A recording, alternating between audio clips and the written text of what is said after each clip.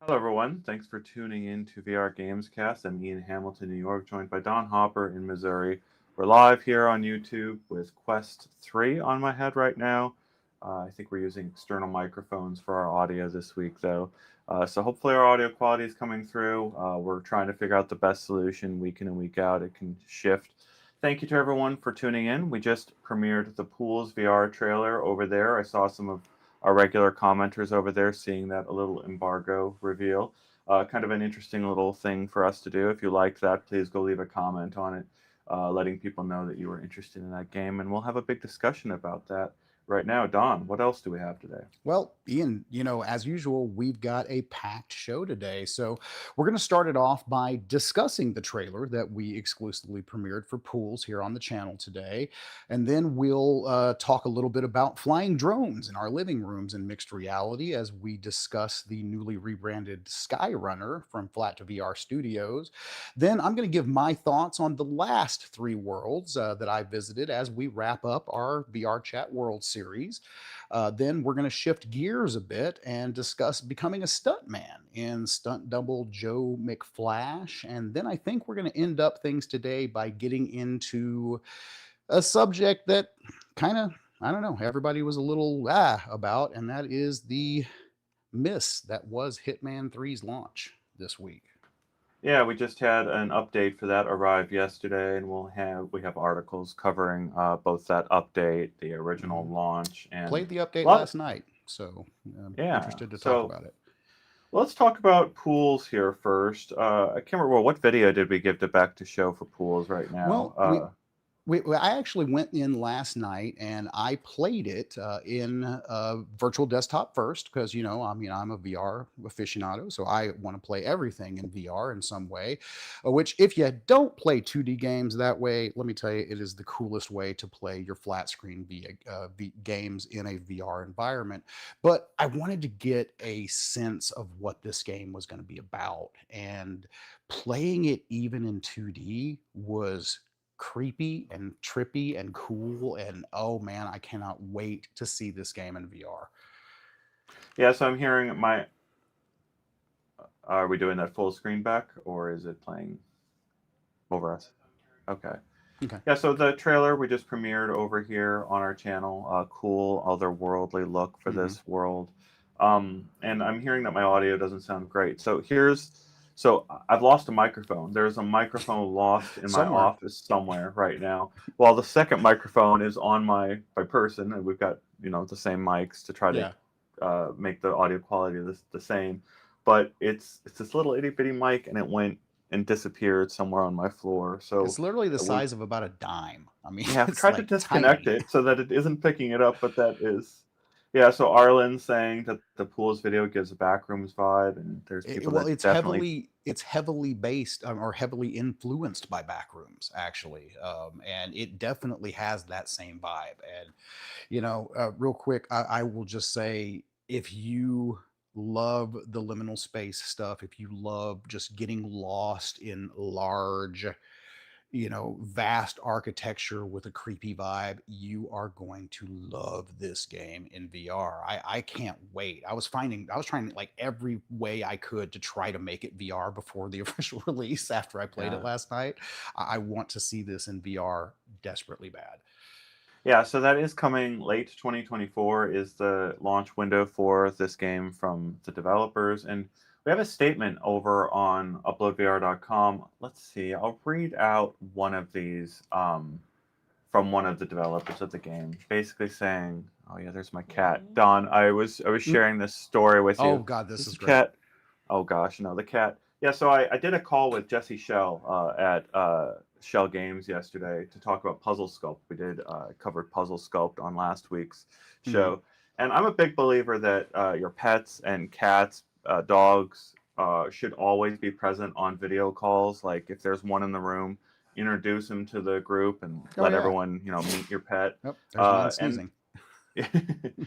and unfortunately, in the middle of this call with Jesse Shell, the cat decided to vomit in the middle of my call, and the cat's right on my counter because the advantage of VR is you don't need all the desk space for all that computer, right? You just need a Right. little itty bitty keyboard for all of your typing.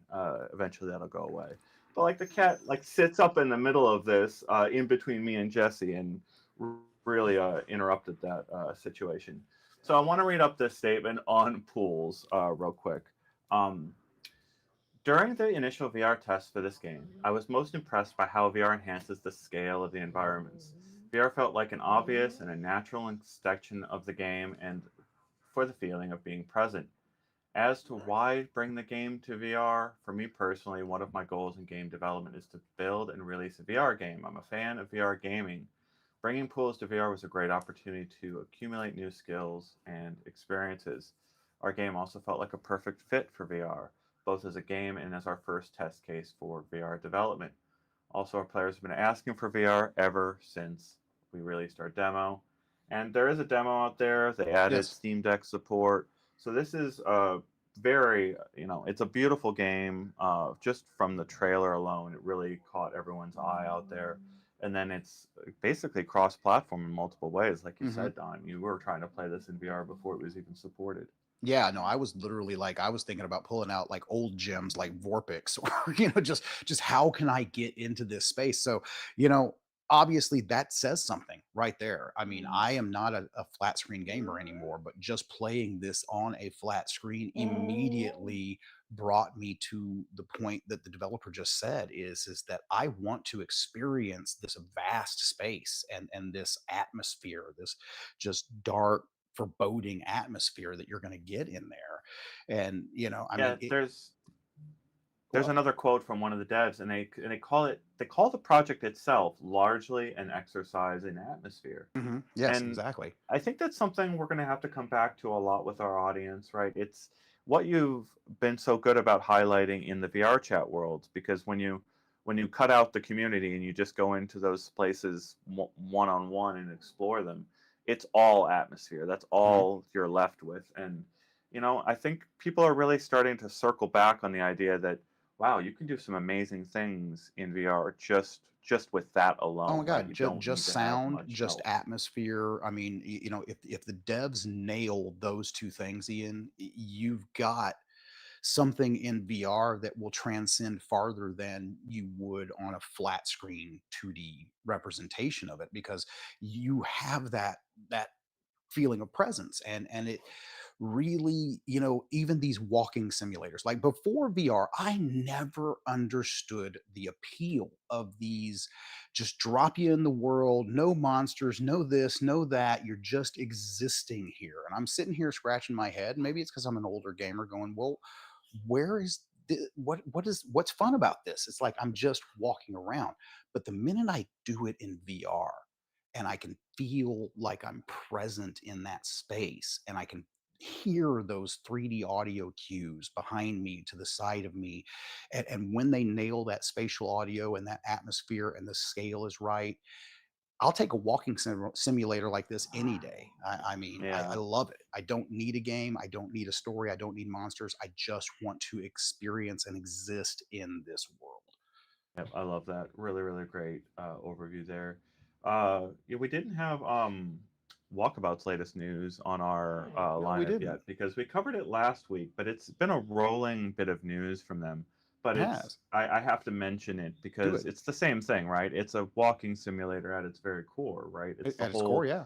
they built, if for those of you that aren't familiar with the project, they build that game from the ground up in VR. They use Gravity Sketch, a VR tool, to figure out the sight lines, figure out the 3D models, and where everything is going to be blocked out for their courses. And they do that collaboratively with other people in VR on the team. And it's so important to recognize that that is happening. Like there's actual in VR creation happening at money making scales, right? Like I Hmm. think that's the important thing to remember. They're releasing DLCs on a regular basis, and those DLCs are supporting the development, the ongoing development of the project, and it's one of those little areas we have to look on. We have to focus in on in VR to say, okay, there's actually an inkling of legitimate independent progress as a developer here, and that's why I focus in on them so often. But this walkabout path is so core to this, right? This idea that you start off on hole 1, you end at hole 18, and you basically you have a couple options for moving through the space, but it's moving through the space, right? You're not like analoging stick through the space. Exactly. You're moving through it in a very tangible way. Yeah, and I mean it's another game that does they really worked on their environments and nailing that scale and things like that, and it really does kind of it's another game that I can get almost instant presence in. Yep. So Walkabout Mini Golf, the news there to just repeat as the news rolls out is they've got another course coming out very, very, very soon. And then soon after that, they basically got a beta period right now for the iOS version of Walkabout Mini Golf. Go check out my most recent article on that, outlining that basically they've got a, oh my gosh, your puppy is Yeah, amazing. yeah, What's I the was gonna puppy's say name? she is that is Missy. That is Missy. Missy. Hello, Missy. Nugget's asleep over here. I'm trying to get. That's why you guys see me reaching over here. I'm trying to pet Missy to be Yeah, quiet. So, Loco Freeman. I'm in the same uh, boat as you. The pets are well, the next batch of YouTubers because I yeah. would much. I mean, no offense, Don, to your history Oh boy. as a YouTuber with a channel, but with a channel, I would love to watch the pets of the YouTubers Okay. more than the YouTubers' faces. So my wife was literally making a joke the other day that I ought to pitch you guys that we need to do a new segment where it's like a 1 minute video where my dogs or my cat reviews the game and just Nugget goes, "It's good" at the end, or like, yeah. Oh my So gosh, yeah, no. So they are the stars in my yeah. opinion, and So I wanna always put them on display. So I appreciate Missy's. What kind of dog is Missy? Missy is a border collie, and then Oh, Nugget is a pit bull boxer mix. fantastic! All right, I So love Missy. I want to hear Missy okay. more. My Yes. cats Oh, will you pop probably up on. will. I opened up the door so the cat doesn't meow to get into the Right. office today, Well, and just so honestly, everybody, I was gonna say, just so everybody knows, and another reason you might see me as a little shorter, I'm actually on the couch today, so so I'm actually having to broadcast from the living room temporarily, but we will be back in the studio soon enough. Harlan So saying, I want tracked VR callers that would let us bring an right, avatar of our pets into VR chat. I okay, mean, yes, I've I wanted don't, that forever. I thank you, right? Like, I feel like I've been arguing with people that don't see the utility of having your pet tracked in VR. Like, there's plenty of people who won't put the headset on because of the risk Okay, to their pets, so which is a so valid concern. was it who was it? Was it Stress Level Zero? Somebody did that in the early days. I want to say I there's a remember that. video I out there. remember, yes, It's the yes, a Hover Junkers tracker. devs, or yeah. So yeah, they put a tracker on their pet. But I've been thinking about that ever since the original Valve demo. I mean, where you're like playing with the robot dog and throwing the Oh stick. And yes, I'm like, we need tracked pets in VR. I mean, we do.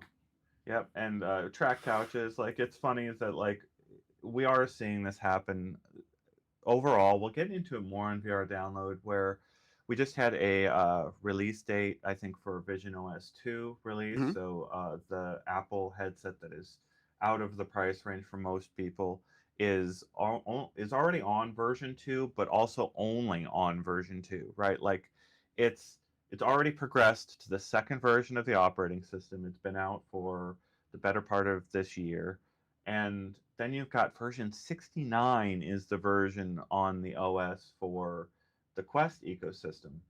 And it's really feels like in both ecosystems, they're only scratching the surface of what they can actually do with the space around you. Like, they're only getting the low hanging fruit. Honestly, Mhm. HDMI into my headset, one of the features that we've been talking about constantly, that's low hanging fruit Oh, big time. for getting stuff into your headset that you want to do things with.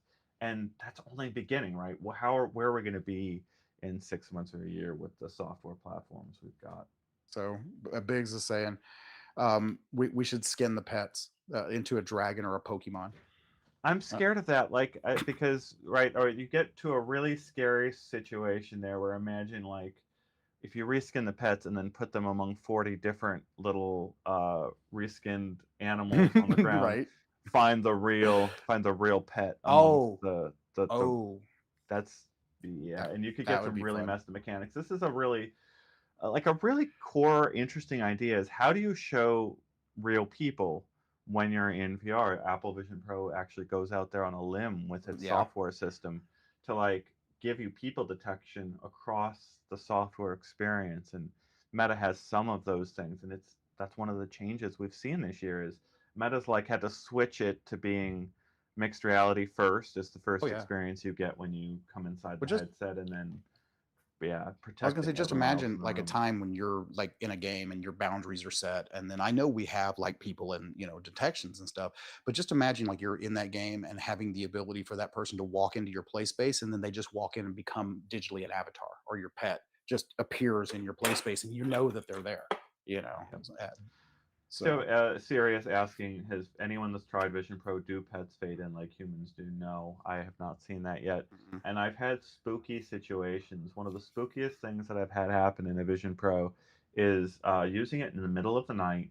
The lights in the room are off. I've got an infrared light to help with uh, tracking in the dark, and it found an outline for a human body, I think, in the what? mirror of the coat, like a piece of clothing was hanging Oh, on from a door, and it just so happened to make the shape of a human. It also happened with a globe in one of my other in another room. We had a little globe that I guess looked like a head, and okay. it's spooky as absolutely you can possibly imagine to like know you're alone, Mhm. but to see the headset give you the outline of a person Yeah, that would when trip that me you out. know none is there. It's not a good idea to have that Playing happen a lot. Hauntify for real.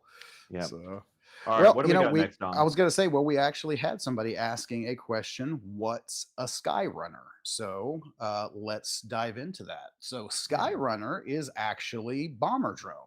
And it has now been rebranded. It's been picked up by FLAT2VR Studios as their first non-ported VR title. So, or I'm sorry, mixed reality title.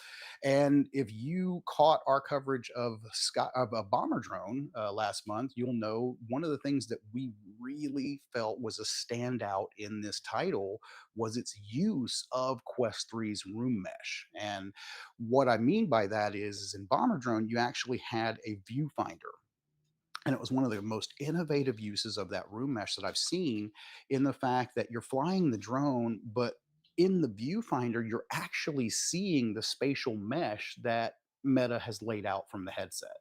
So it kind of gives you the ability to even fly beyond your boundaries if you've meshed past your boundaries. And it was just a really, really cool experience. But the problem with it is that, well, it was App Lab, it was early, it was a demo. There were only 5 levels and not a lot to really do other than a few bombing missions and a hostage restage situation, and then an outdoor mode where you could just kind of free roam around your backyard.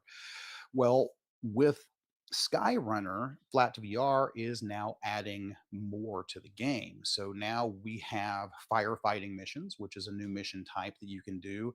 But the best thing that I found is that they've actually added a basic track editor. And currently it is pretty basic. I mean, you can place checkpoints. There's a couple of little trees that you can put maybe as obstacles or just to spruce up your room. You can place, your little fire station, your main island, but that's about it.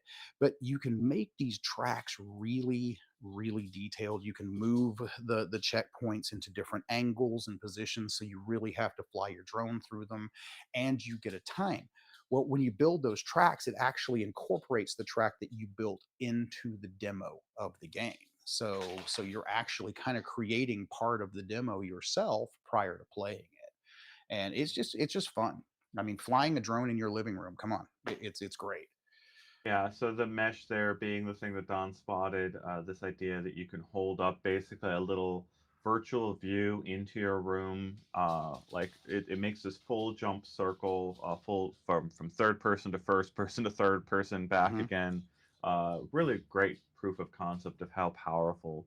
and how open the landscape is Yeah. for this type of game, right? I don't think this is the last game we Oh will gosh, see no. using this mechanic. No, gosh, no. I want to see more mixed reality games start to incorporate that as a gameplay element the way that this did. I mean, that was a really interesting addition to this game. And and there's more content coming for it. I mean, FLAT2VR is promising that they're working on this. They're going to be bringing in more content. Currently, Skyrunner is a demo, so when you download it, it has been rebranded, but when you open it, you still have Bomber Drone and Skyrunner demo. So really can't wait to see the full release of this and what they bring and they add to it.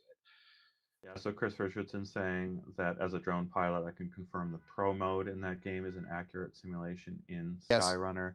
Yeah, and it's almost like a taster for Mhm. actually becoming a real A drone pilot drone if you pilot, yeah. really were Well, and I curious think it's about it. great that they added the amateur mode though for people who aren't really kind of skilled in that because piloting a drone is not easy sometimes. I mean, you really have to learn how to use that controller.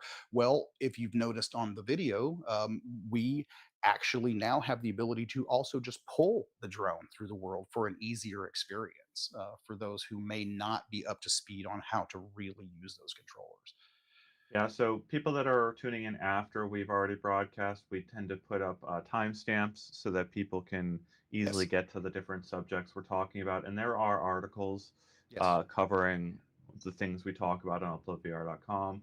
We try to pace our shows that way such that you can go and get the definitive news on UploadVR.com at any time that we talk about here on the show. Get more info, get videos, photos, links to all the things you need to Mhm. learn more about those projects. We try to have that ready for you on uploadvr.com somewhere on that homepage if you need to. And then we come in and talk in depth or have a conversation with your audience about it. If you're new here, these are avatars, right? These are tracked by headsets. So my movements, hands, and fingers are tracked by the Quest 3 headset. Don is in Missouri. I'm in New York, and our face and eye movements are not tracked by the Quest headsets, but they could be. We've seen those demonstrations, and in fact, if we We were in could. Vision Pro headsets right now, we could show avatars that would be much more photorealistic, yet still in this area of digital humans. We find the ability to really demonstrate current technology and the limits of them to be really key. Like, for instance, right now, I can obscure my hands behind one another, and you can see my hands even blink out of existence a little bit right now. But gosh, even compared to where this was a year or two ago, this is incredibly improved Mhm. compared to what we had Oh, huge. when we came into the studio a year or two ago now. And this is what's needed to move VR forward into the next steps. At the same time, that our devs, the devs that watch us for a really long time, that have invested for the past 10 years in VR, most of them, the vast majority of them, built their games for tracked hand controllers Yes. because the tracked hand controllers had little lights on them that could be seen even when your arms are blocking one another. And that was great for games like Beat Saber, really active games where you're slicing stuff up. Well, we're entering this new phase where devs are exploring this space where all you got to do is pinch in the open air and have this interaction happen. And track controllers are really great, and they're great for a whole lot of games that won't be great in the open air. But this is the reality of the face of the space that we're facing. Is hands are with us wherever we are. Yeah. Track controllers aren't necessarily, and that's going to be a big question for devs on how we go through that. But yeah, this is what we are right now. This is why we do this show this way. Is you can see the difference in tracking quality here because you don't want to lose your grabbers when you're out there playing a game and No, the never. whole interaction is grabbing things in front of you. So interesting, Serious Goo. I'm just going to address this directly. He's asking, will we do an episode covering the immersive experiences from the Venice Film Festival? I'm actually in talks with the people over at VRChat who run the Venice Film Festival World to do a tour of that. So do look for that coming up. I feel like our VR viewers. We tried to do this before the show, so they're complaining about my microphone and the fact that I Yeah. sound so echoey. What's funny is we did this thing. So we've got Beck managing this broadcast up in Canada for us, and so that means Don's audio makes a trip to Canada, my audio makes a trip to Canada, but my microphone, the second microphone, is somewhere floating around In the the floor. bottom of my room, and so like there is some pathway to, if I wanted to, blindfolded to the world, sniff around on my floor like, Mhm. hello, hello, Hello. red, like what the game of hot and Yes. cold, and you Yeah, hot and guys, cold. our audience, could help me zoom in on our microphone over time, but we're not going to do that. It's just a Yeah, funny you might idea. have to get a magnet sweeper, like go to Lowe's and rent a magnet sweeper or something. So Oh my gosh, but yeah, I am sorry about that this week, and yeah, we will. The Venice Film Festival is it's incredible definitely on my event. radar. Yeah, it's on my radar. Now, I did actually go in just real quick. I'll kind of jump into that because I think we're about to jump into VR chat anyway. So it's a good segment. So I did actually go in and check it out, because I have been all over VR chat the last couple of months, as you guys have seen through the series. And a lot of the worlds that are currently, or I wouldn't say a lot, like I'd say a quarter of the worlds in the Venice immersive section of VR chat right now, we've actually already covered those. So there were quite a few in there. The one though, man, the one that I want to see is the New World by Fens. The Yeah, and Henry just wrote an article about that. The Lost World, I believe. Man, anything Fens is doing right now, I got to tell you, check out this guy's worlds. They are just some of the most incredible. Complex Seven, Aquarius. I mean, we featured quite a few of them, but I highly, highly recommend that. But yes, I will be working with them on a little tour of the Venice Immersive, and then hopefully we will be getting that up. If not, we'll just do something here on the show where we talk about it, like maybe next week. So, Yeah, we have a nope, oops. nope, we don't do that on this show. I'm so There you go. used. This is We have completely different audio routes on I the know, download I and on know. the Gamescast, and it throws me for a loop every single week. Yeah. Um, yeah, so we've got a good summary of that whole event from Henry Stockdale, and I Yes. recommend you go check that out. And it is pretty typical of the VR market. That is an important event where you can put spotlights on creators who don't necessarily have a whole lot of routes to Hmm. getting a team together or getting the funding to realize their project or get their next project funded. There aren't a ton of options out there for creators, and so our heart goes out to the I. creators that Mhm. struggle with this all the time, that don't have I guess platforms or ways to get eyeballs on their projects. We have a very supportive audience here at UploadVR.com, and we're thankful to all of you for supporting those creators who are indies, trying to figure out what's best.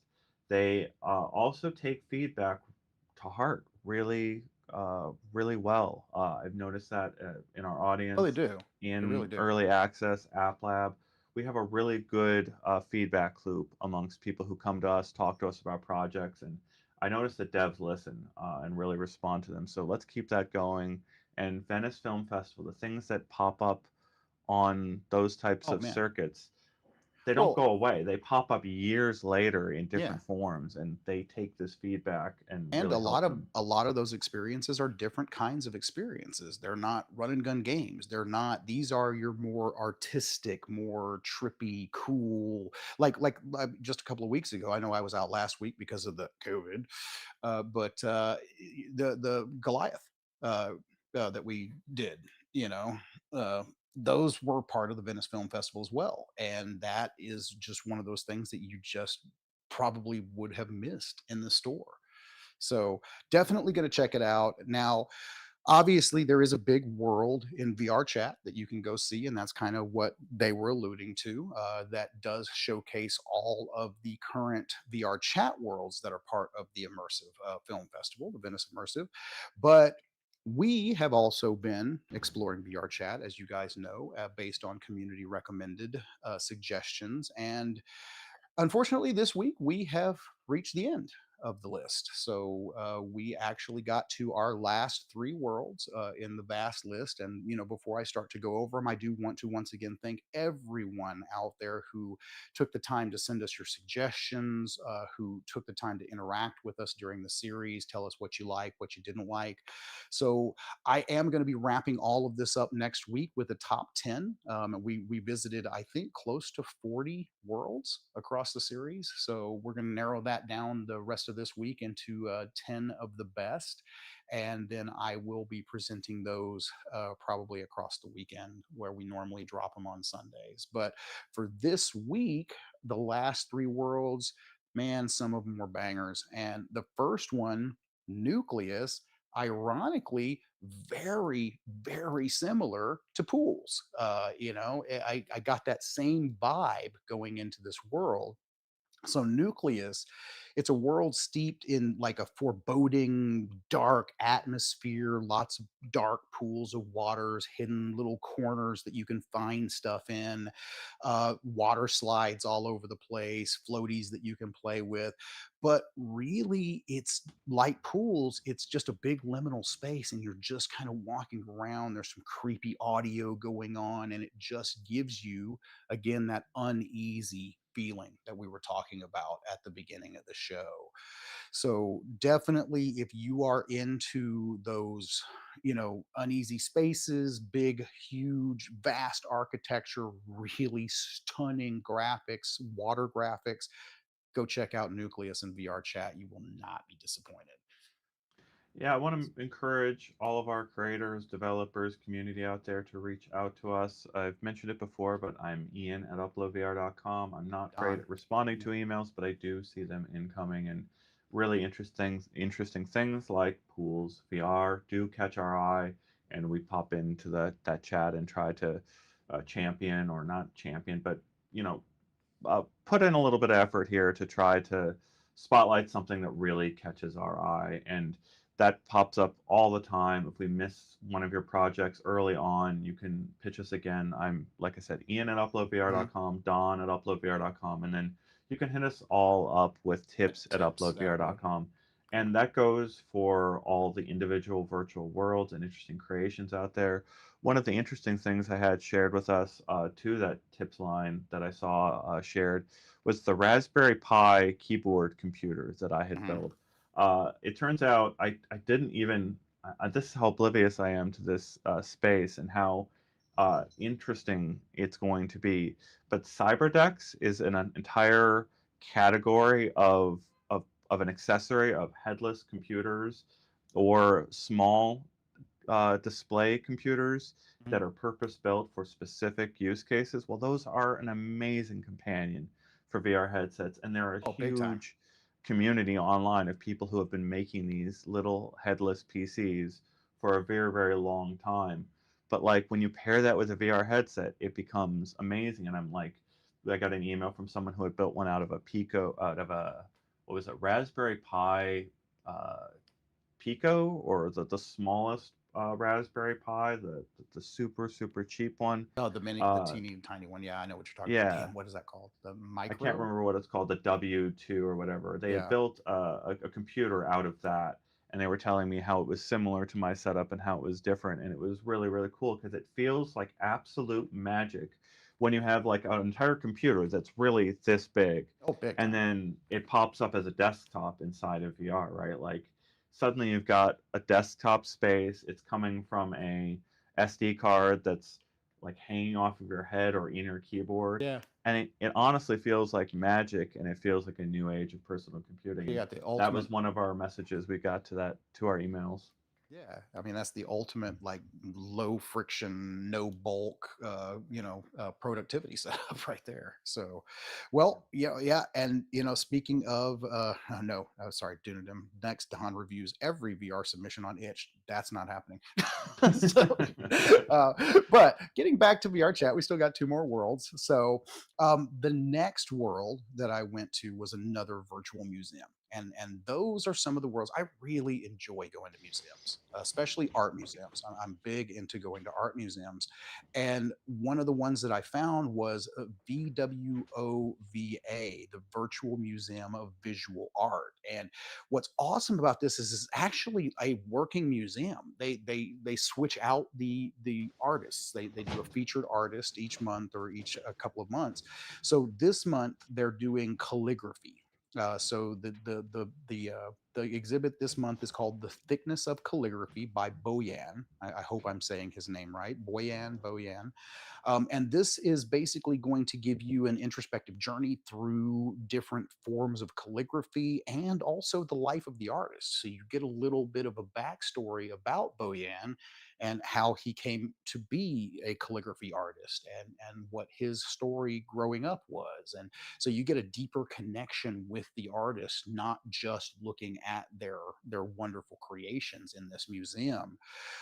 It also basically has some really cool optical illusion stuff towards the end where the calligraphy starts to swirl and change. So, if you love, once again, beautiful spaces, if you love just really cool art, and you want to really learn about the artist and what drove them to create these wonderful pieces, you really owe it to yourself to take a trip to the Museum of Visual Art in VRChat.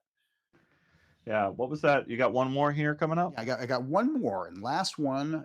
We'll get through this one really quick. The Library of Hilbert. So I love Escher. Okay, so like the stairs painting with Escher was on my wall through my whole high school years. Probably still got it somewhere. Need to hang it up in the studio when I get it back. But the Library of Hilbert is like that come to life mixed with Harry Potter. It's like you're in this weird library that has this Escher-esque stairway effect, and you're walking through the books. There's all sorts of little holographic pieces that you're picking up that eventually unlock this holographic area that you can go into. But I got to tell you, if you like never-ending mazes and just something that gives you a feeling of wonder and trippiness, navigating this world feels like taking a journey through an optical illusion brought to life. It is just insane. I'm trying to find the Raspberry Pi email while Oh we're yeah, here in the yeah. studio. I noticed in the comments, I think it's the where is it? They called out the different units. It's the one that's the full computer, not the microcontroller. So I think it's the Pi Zero Two High zero. was the Okay. one.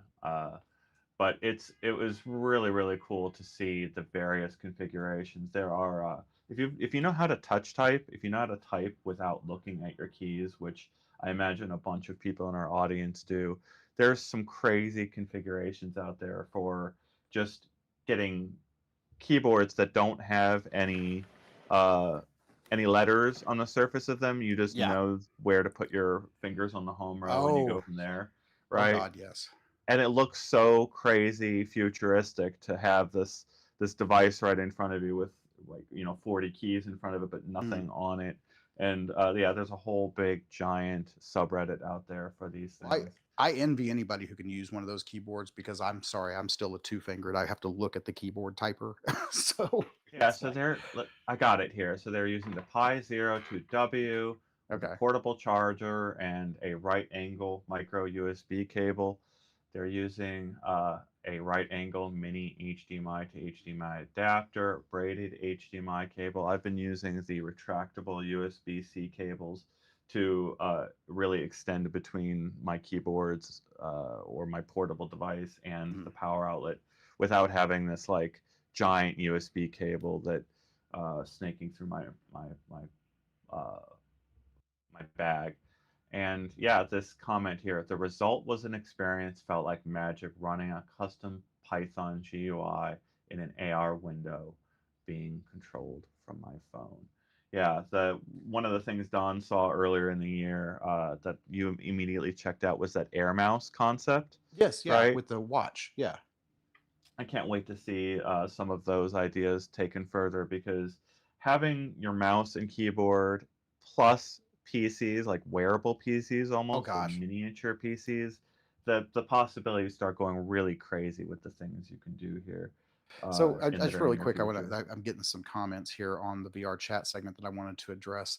So Admiral Snackbar is asking, am I typically playing VR chat or visiting all of these worlds alone? So as we have mentioned on other uh, Gamescast, we do go into private instances. I do friends instances only. If you're one of my friends on VR chat, you could probably join me, but I am not reviewing the platform or what VR chat is all about. We are simply looking at these as just beautiful spaces to explore, really cool, interesting spaces to explore. And then one of the other comments here was, saying that I guess I'm not sure which one they're referencing, saying that doesn't look like a beautiful space. And then Arlen is saying that basically VR chat worlds don't look the same when you see them on 2D flat paint planes. I mean, you really have to go into some of these worlds to experience them. And it's in the eye of the beholder. What I find cool, well, some other people might not. So Hey Beck, I just sent you a photo in our chat. Can you throw that up onto the TV here? Really, really cool setup that I was talking about here. Uh, from let's oh, see. is this Yeah, the keyboard setup? this is the capture setup, and it's using looks like a Quest Pro at the core of this. But they've basically mounted the capture card to the Quest Pro along the sideline here. Look at that, That Don. is so cool. Yeah, look at so Oh, there's that's so the clean. capture card It's oh, I coming love that. across here. Wildly cool here So with what's up in the front? yeah, I'm not sure. I need to go look what What that is that? is. Let's see. I'm able to control. There's a Sorry, I'm like throwing you off, but it's like that caught my eye. I'm like, what the heck is that? A battery bank or no? yeah, I It don't wouldn't know be a what that battery bank is. if There's it's a not couple plugged other in. photos here in this in the yeah, the Pi is on the other side. I think that's maybe their battery. Yeah, that's probably the battery. It's probably Yeah, some I'm sort of, seeing it in another one here. probably battering to the Pi. Okay. Yeah, so that's the it's interesting balance solution there because the Pi is on the other stock, on the other side of the Yeah, yeah, yeah. headset. But God, it's so really, clean looking. I really love that. cool. Love that. Amazingly neat. Thank you for sharing that with us over email. And yeah, that's proving out the flow here of sending us cool things and then being able to talk about it in VR pretty quickly. So yes, And please keep them honestly, coming. we couldn't do this as quickly as we could 3 weeks ago, and that's how things are changing, how quickly they're changing in Well, these this last headsets. month has been a whirlwind. I mean, just a Yeah. whirlwind for VR hardware, VR software. I mean, it is just the back half of the year is ramping up big time. Yeah. So, we got anything else on today's? We got anything else? Oh, you've Couple, got a Hitman. well, yeah, I mean, we got a few more subjects to get through here, but definitely, again, just last thing, thank you once again for everyone who contributed to the VR chat series. We would like you to keep sending, if you do find that just because we're kind of wrapping that series up doesn't mean that it's completely done. If we get more suggestions, we can revisit this at a later time. Also, definitely want to start looking at other social VR platforms as well. So if you guys know of any gems out there on any of the other ones, let us know because that is definitely a an area of virtual reality that I want to continue to explore. I'm sorry, I'm checking for Oh no, you're good. deliveries. You're Yeah, good. You're good. You're waiting on that delivery. yeah, I'm waiting So on some more future accessories. Like you look at that photo up here that we put up here. That's just mm, the beginning of the weirdness that is available to us with the accessories and things that you can route into your VR headsets here in all the your near future. accessories belong to Ian. Right. Yeah. So All right, Don. So, What all else we right. got here? Well, we actually I kind of came across a little gem this week, a game that launched from our good friends over at Moonshine Games, UK solo developer. So, if you guys haven't checked it out yet, go check out Joe McFlash, the stunt double Joe McFlash.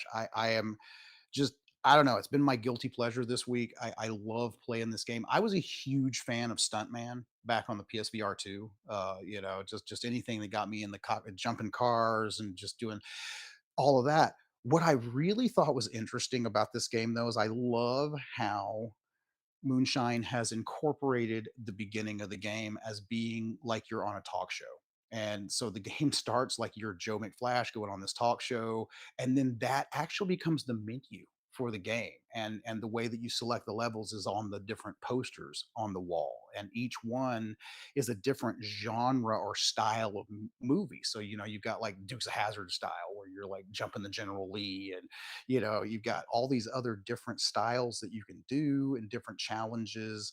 But just really cool how that started out. And just doing the different stunts and driving the car was cool. Now, where I kind of was a little iffy with it was is that you do actually reach forward and grab the virtual steering wheel, which we know sometimes can be a little, I don't know, loose, tight. It's a very personal thing on how people like to steer in a virtual game. So I was talking to the developers, and he just yesterday put out a patch that addressed some of those steering issues in the first levels. Apparently, there was a little bug in the first levels of the game that was causing the steering to be a little too loose. And then he just sent me a message pre-show today that said to make it even tighter for folks who prefer it that way, he is also hopefully by this Friday going to be adding the ability to steer the car using just the thumbsticks as well. That is cool. Yeah, I'm very curious to watch these vehicular playgrounds catch Mhm. on. It's been a hard thing to pull off a vehicle It's and hard. also other vehicles, right? And give you crowds or the sense of motion that really And we works. just don't see a lot of driving games on Quest, so it's nice to see another get you in the car kind of experience. So People in our comments trying to guess as to how big Quest 3S is going to be. For those of you who aren't aware, we've been beating this drum for about a year now, telling people to hold off on their purchase of a Quest 2 because Meta has more or less telegraphed that there is a yeah. new, low cost, high powered VR headset coming in the very near future. And by all accounts, we are just weeks away from seeing that reveal and seeing I how it yeah. affects the VR market. Yeah, I cannot wait to see if it is just a reveal or if pre-orders start, or, but we shall soon see. Connect is around the corner. All right, what do we got next on? Well, I mean, next is just the last subject of the day, Ian, and that is Hitman 3 VR Reloaded. Yeah, so this one was quite rough. We've seen a variety of opinions out there. People uh, ripping it apart in various ways. Let's see here. We've got our most recent article on it. This released last week. We knew. I think it was what was the official rating that we gave on this, Don? It was 2.5, I think, Yeah, or out it of was pretty five. low. It Yeah. was pretty low. So, and we saw it got even rougher reviews from some other places, and they've already come out with a patch. There is a patch out there. What does the patch try to address, Don? So the patch was to address some of the jankiness of the launch, some of the, and I was hoping that it was going to address some of the graphics issues, which was supposed to have done.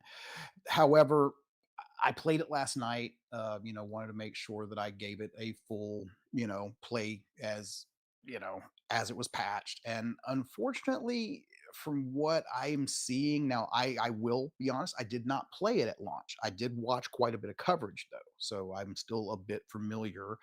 And talking to friends of mine and fellow players of the game, they also reiterated everything that I'm about to say here. So the things with this one is I expected a lot because this is a major IP. Okay, I mean, we've seen some major IPs making their way over. Hitman is another big one. I mean, we've got multiple games, feature films. So it's kind of like in my mind, how could you screw this up? It's like, why would you release the game in the state that it was at launch? Developers were quick to address it. We have an article about their promise of, that came out yesterday. But from what I saw last night, they still have quite a ways to go. Okay. So the game is still kind of a mess. Now, is it fun? I did have fun playing it. I'm not going to lie. I mean, once I got past the jank and I got past I'm kind of playing a 2D game in VR, and I'll get to that here in a second. It got fun, but you have to kind of go through about an hour of gameplay before you finally let your brain drop off and go, okay, well, I'm just going to enjoy this for what it is. So graphically, and I'm going to say it right, this game has probably some of the worst aliasing that I have ever seen on Quest 3. I mean, everywhere I turned my head, it was just shimmering and just nothing look all the geometry just didn't look, right. So Mm, there was that. So that was the first thing that I noticed. I'm literally just taken aback. Like I cannot look at anything without the whole world just kind of shimmering and looking completely low res. The low res was another thing. This, a lot of people say, "Oh, standalone games, they look like PlayStation 1 games." They look well, this one kind of did. I'm sorry. To me, it like graphically, texturally, just the whole overall look, I felt like I was playing Hitman on a PS1. It mm, was just bad. And then kind of getting to the third thing that just really kept taking me out of it, and I kind of alluded to this, and this is a personal choice thing. When I reviewed Batman, these IPs coming from flat screen to VR, but still keeping flat screen elements. This one, it really shows. So constantly you're doing button presses. Like if you have to vault over something, it's press A to vault, and then it just blacks out everything because you don't even actually see the vault. And so those are just little things that constantly break immersion for me in these games, having constant UI elements that you can't turn off on the screen. Now, granted, I was in the tutorial, but there are parts of that tutorial where huge models of the controllers are taking up literally half of the screen above you, and they're there constantly telling you what to do. And it's like, move these things out of the way so I can see my target, man. I'm like, you're mm. blocking what I can actually see. So I don't know. I really hope that the developer continues to address this. There was a lot of ambition in this game, especially when it comes to NPCs. That is one of the positives I will stand it out for. I've never seen so many active NPCs in a scene ever. All having their own conversations, doing their own things. But I think that they sacrificed a lot in the game to get that effect to be pulled off. Yeah, so I'm reading our most recent write up where we talked about the patch, and it was a mixed bag based on the eyes in checking what has changed. It sounds like some things have been improved, but not everything, and not by a long shot. It sounds like there's still the need to deliver more patches, and I don't know. You've only Quite a got few. your. It sounds like this is a really rough one for It was a pretty rough rough. landing for devs. Well, and seeing things, okay, seeing like fundamental mistakes, okay, like rookie, what I'd almost call a rookie mistake. There are parts where like I am walking close to a wall, and this is a stealth game, so I'm trying to like stay up against that wall, and all of a sudden everything blacks out and it tells me my head's in the wall.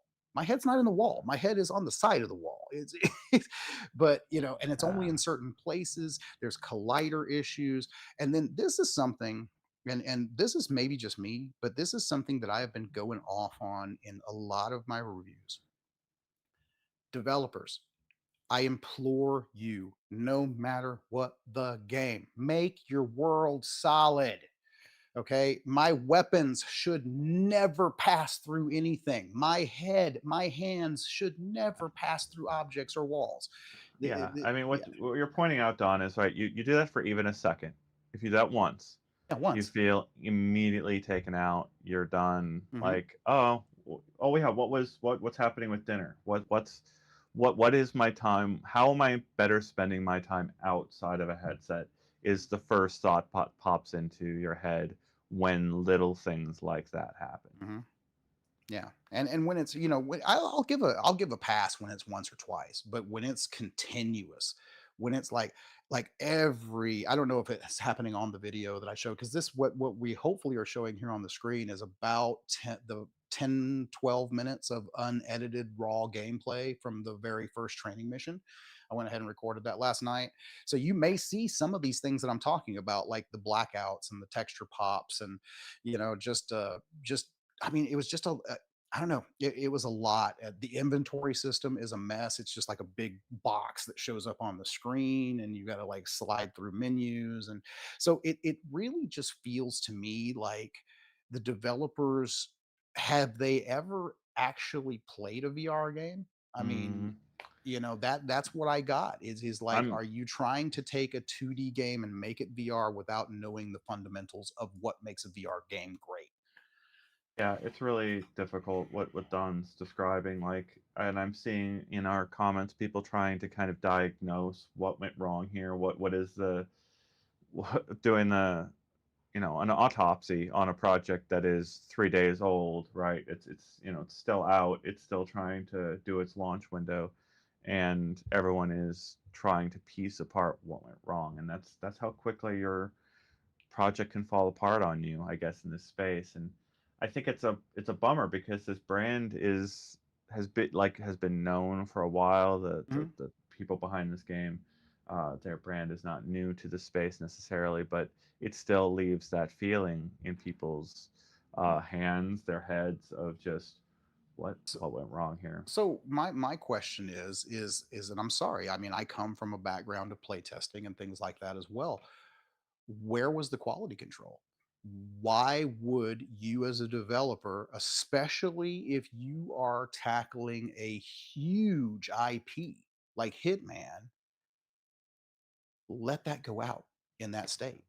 It's like, I'm sorry, maybe I would have too much pride, but I would be the first one to push back, even if a company was saying, "No, we got to get this out. Look, we can't release this. Uh, This is not gonna. We're gonna get so hammered." yeah, I know. Well, that's where you head into some kind of like we got to theorize too much there. If you know Yeah. anything, email us, let us know actual information about what Now, this happened is here that's or why theory. this Yeah, happened. it's just But like one of the things I wonder about, so I don't want to theorize too much on this specific like instance, but I talked about it earlier in the show. We are in a transitional period in VR. Meta is all in on Horizon. If you go into the app that they've pushed out to you, Horizon Worlds are pushed at you before the settings of your own headset, right? Like you're getting pitched worlds to go visit before the functionality of your own device on your face. And that's kind of silly, but that's kind of the way Meta pushes its initiatives. Well, that is a cross device solution. That's emulated analog sticks on touchscreens. That's gamepads. Otherwise, right, you can have gamepad input. That's not tracked controller input across devices, even though they're virtual worlds at the very core. A lot of those worlds built in Horizon are built in VR in that same way that I described earlier with Walkabout. But are people going to go and spend hours playing the shooter game that's in Horizon Worlds? Are they going to spend right. hours playing the different experiences? Are they going to get the same satisfaction out of those places that they get out of the dedicated out of Horizon Worlds places? And then this leads us to the next few questions that we're going to see in the Shh, coming okay. weeks. You've got things like Population 1, Beat Saber, games that had big demos that are owned by Meta that I don't think Meta has a big reason to keep those as independent spaces outside of Horizon. It would make a lot more sense to go into Horizon and see a couple sample Beat Saber worlds or a couple sample Beat Saber levels that you could go to instantaneously, or maybe you could get into Population 1 very, very quickly from inside Horizon Worlds. Oh yeah. I don't, and you go down the list, Echo VR, right? This game that was killed by Meta at one of its companies. The reason it was killed was because all of its networking architecture was not on the Horizon system. It wasn't on this new architecture. Well, all those fans out there are begging for this game to get brought back. Is it going to Mhm. get brought back in Horizon Worlds? No one wants to overpromise, so we haven't heard a darn thing about it. But uh, that's another good candidate for Meta to bring back alive, unalive, undead, to bring back from the dead on its Horizon platform. Yeah. There's Oh, a big lot time. of opportunity for Meta to push Horizon as a free to play Oh, onboarding system into all of Meta's worlds, and then try to convince all these other devs to build free spaces that are like onboarding experiences to Well, I was their going to say, Quest Store experiences. take it a step further. I mean, everybody always wants demos, right? So have developers start putting demo levels into Horizon for all the games on the store. So you got to go into Horizon to check out the demo for the game that you're about to buy. So You know, what that creates is, so that's the obvious route that's ahead for Meta to use. Like they could do that. We have to see what they do. But that's problematic for all the devs that have spent years building for like a system Mhm. that that was not that, right. They would have to go and This regather is true. together some of their assets, build it for the Horizon front end. You have to go get a dev to go do that for you, That's true. right? Like, and your game maybe came out in 2020, 2021. Your dev team has walked away from the project. Like, how do you get that game ready for all the new things that Meta is going to announce at its Connect event in a couple weeks? And then that's not even including the switchover from controllers and track controllers to hands. Yeah. And then you add in mixed reality and those things that are coming in here. So you've got devs that are trying to figure out, how do I make a game that relies solely on your physical environment as like the background for your experience. Laser Dance, we've had Laser Dance, uh, Bomber Drone, yeah, videos. It's or Laser Dance is an Skyrunner, yeah. incredible experience, right? But it requires that it has a robust understanding of your environment. This is all to say, you've got games going in every single direction from here, and they're different directions from the last 10 years of VR gaming. They're it's not track controllers anymore. It's not fully VR experiences. Yes, you have fully VR experiences that block out the outside world. Yes, you still have track controller experiences, but it's no longer the push of the platform itself that's underlying layer of driving sales to everyone. The push is Horizon. The push is hand tracking. The push is mixed reality gaming. How do all of the things that aren't those things exist within the larger push that's going to be happening around them? Oh, No, I agree. So looking at comments here, so interesting that yeah, Loco says that he keeps getting pushed the worlds.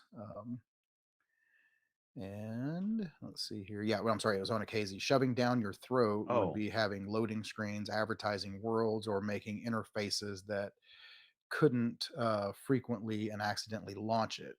It's a feeling along with Meta TV.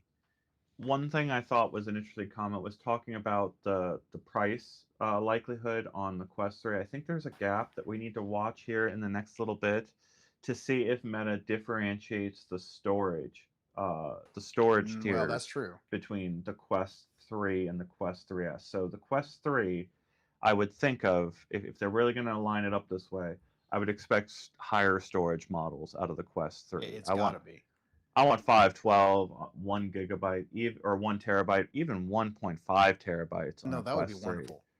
would Yeah, be usable. Like I would load up all the virtual worlds humanly possible onto my Quest if I had 1.5 terabytes of yeah. Oh, storage, yeah. and I would forget all of that concern over storage if that was the case. And then you've got a nice low end space for like what 256 or 512 It'd have for to be Quest 256 3S. or minimum. I mean, when I first got my Quest 3, I had the lower storage tier, and I can't tell you how annoying it got because of the largeness of some of these games coming out. I mean, look at like Asgard's Wrath. I mean, Jesus, that thing would take up like almost half of your storage just with a single game. Commenter Big pointing out the next push is 2D game streaming as an easy to use product in XR would be the next push. And I totally agree with Mhm, that. And that is what I've been more or less studying for most of the year. If you go look at Apple Vision Pro, a lot of what they have on their platform mhm. is 2D gaming, right? It's not streaming, it's an app you install on your headset, but it's all the iPad games, or not all the iPad games, vast majority of iPad games, vast majority of iPhone games, all accessible inside the headset. And then you add on to that all of the streaming options and Steam, right? Steam feels like a utility. over the last 6 months, Steam has felt like a utility for all of these headsets because of that streaming feature. And I'll go so far, like the thing I just did was I installed my entire Steam library, and that includes VR games, Okay. onto my Steam Deck because of a little option buried inside of the Steam menu to share games to anyone on the local area network without having to download the game again from the server. Yeah. So anytime I want a VR game or any other Steam game on any of my local devices, it's going to download from my Steam Deck and that local copy that's in there. That's that's the kind of like area we're moving towards. We're going to have Steam throughout the homes. We're going to have game streaming throughout the homes. You're going to have Oh, big Wi-Fi time. that's uh, 5 times, 10 times more robust and powerful than you have right now to make all of these things workable in all your headsets in the near So, future. so Biggs had a really interesting comment that kind of speaks to me because I kind of alluded to this in the beginning of the show, where he said XR reignited my 2D gaming with streaming. Very interesting. So, as we were kind of showing the pools video that I did, you'll notice that it starts out with me playing that sitting in my New York high-rise apartment in virtual desktop, sitting at my desk using a keyboard and mouse at a virtual monitor. But that's how I now choose to play flat screen games because I feel somewhat more immersed, even though I'm still playing them on the 2D plane in the 3D environment. So Yeah. Well, any comments that we need to close out on? I want to just say just thank you just to our looking, audience. yeah, just looking through.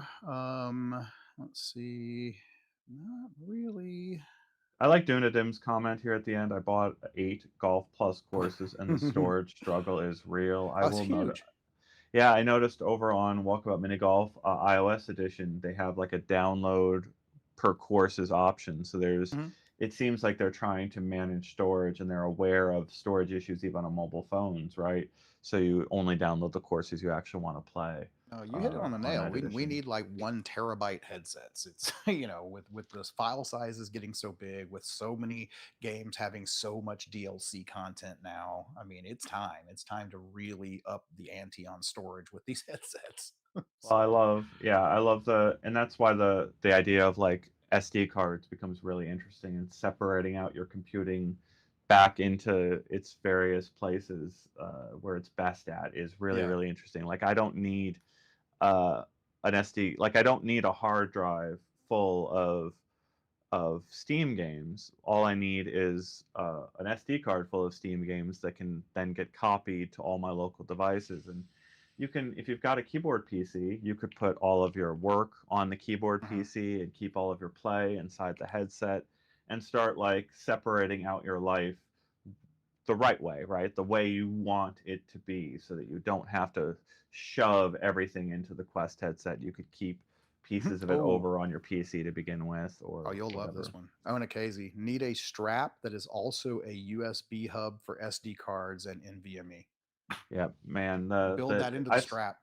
I saw a someone has made a MagSafe storage, NVMe storage, so it snaps to the back of an iPhone on that magnetic spot, and Yes. then uses a USB-C to come over to the phone.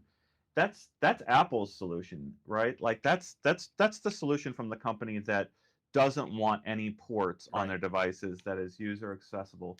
If you go off of Apple's system, USB hubs become incredibly exciting, and the things you can do with them, right? Hmm. Like, oh man, there's it's incredible. You can get what terabytes and terabytes of storage into sizes that are this small. And we had that example even on this podcast here, where someone had a micro SD card attached to their head strap, right? And the magic there is, right, take the micro SD card out and put it into whatever other Yep. machine you want, Yep. and you're good to go. It's beautiful. Um, I think we are good for this show. I Yeah. want I you think all we've to come hit back it. on Thursday for VR Download with David Heaney. We will get into the latest trends shaping the VR market. I've really enjoyed this conversation with Don today as we've discussed all the games and the way people are playing. please, thank you to our viewers, that includes developers who tell us about cool new things that they're working on. We showed a couple of those interesting ideas out there today. Sort of consider, if you email tips@uploadvr.com, if you email Ian or Don at uploadvr.com, assume it's on the record, assume that we could bring Yes. it into the studio to discuss it. If it's otherwise, please say that in the email to us, right? So that we know that there's a specific timing for whatever you want to release, or there's certain things you don't want us to talk about with our audience. But if you share something with us over email, kind of assume we're going to bring it onto the show to talk about it. And that would be a great way to tell us about really, really cool things happening in VR that catches your eye in various ways, shapes, forms. Thank you so much to our members. It means an enormous amount to see your support of our Yes. work that goes for you on YouTube as well as on UploadVR.com. And we will see you on Thursday and back on the Tuesdays ahead for VR Gamescast. Again, the warning out there that we are probably going to do some pre-recorded Yeah. episodes in the near future, as we've got Connect with Meta planning to show off all of its big announcements, and then all the other embargoes that we've got lined up. Thank you all. We'll see you in the future. Thank you to See ya. Beck for running the show for us.